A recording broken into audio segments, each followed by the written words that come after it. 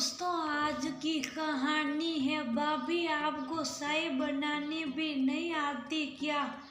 दोस्तों, कहानी शुरू करने से पहले अगर आपने चैनल को सब्सक्राइब नहीं किया हो तो कर लीजिए ताकि आपके पास पहुंच सके हर नया वीडियो। दीदी आप बैठिए, आप कीर्ति दीदी से बात कीजिए। बहुत दिनों के बाद आई है ये आपसे मिलने में चाय बना कर लाती हूँ। प्रीति ने अपनी ननद भारती से कहा, कोई बात नहीं भाभी, उसके पास माँ बेटी हुई है, आप चाय बना लीजिए, मैं कुछ खाने को बना लेती हूँ। आपकी भी मदद हो जाएगी और उसे भी माँ की कंपनी मिल जाएगी। इतना कहकर भारती अपनी भाभी के साथ रसोई में चली गई। कीर्ति भारती की बचपन की सहेली थी। दोनों का रिश्ता बहुत गहरा था, बिल्कुल बहनों की तरह। शादी हुई तो कीर्ति दिल्ली शिफ्ट हो गई। आज बहुत समय बाद वह भारती से मिलने आई, पर न जाने क्यों उसे भारती और प्रीति रास नहीं आ रहा था। कभी वह प्रीति को भारती के खिलाफ भड़काती, कभी भारती को तिल्ली दे देती। भारती आप ही जाब करने दे भाभी को हमारी खिदमतदारी, मैं भी तो देखो कितनी कुशल है भाभी हमारी। इतना कहकर वह उठकर रसोई में चली गई।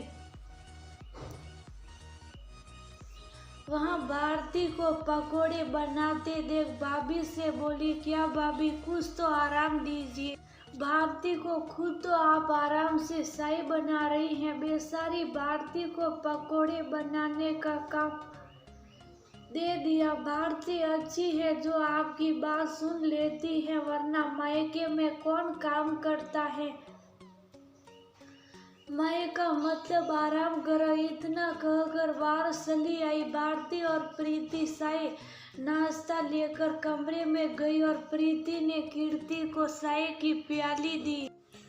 जैसे ही कीर्ति ने चाय की चुस्की ली, वह प्रीति को बोली, क्या भाभी लगता है आपको चाय बनानी भी नहीं आती। इसमें पति का तो कोई नाम निशाना नहीं है क्या, पति खत्म हो गई। इतना सुनकर प्रीति बोली, कोई बात नहीं दीदी, आपको दूसरी चाय बना कर ले आती हूँ। इतना कहकर वह चुपचाप रसोई में जाने लगी।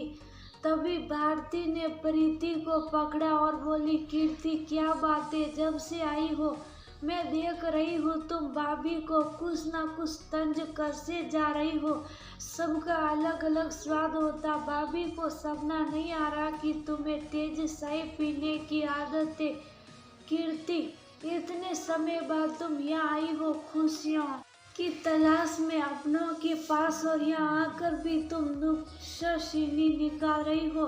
सही ससेरी ही सही हो तुम भी इनकी ननद, और तुमको ये भी मालूम होगा कि जब ननद तंज कसती हैं तो कितना दुख होता है। पहले तो तुम ऐसी नहीं थी। कीर्ति उस घर में खुशियों का बसेरा होता है जहाँ ननद भाभी का रिश्ता मजबूत होता। और मेरी भाभी अब सिर्फ मेरी भाभी ही नहीं रही, बल्कि मेरी पक्की सहेली हो गई है। और अगर अब कोई हम दोनों के बीच गलतफहमी पैदा करेगा तो मैं बर्दाश्त नहीं करूंगी। कीर्ति तुम्हारे घर में भी तुम्हारी भाभी है, जाओ और उनकी सहेली बनकर उनका सुख दुख बांटो, तब तुम्हें महसूस होगा मायका कितना अद्भुत होता है, जब माँ के साथ साथ भाभी का प्यार और सम्मान भी घुल जाता है। फिर वो असल में मायका कहलाता है। इतना सुनकर कीर्ति की आंखों में आंसू आ गए और उसने प्रीति से माफी मांगते हुए उसे गले से लगा लिया।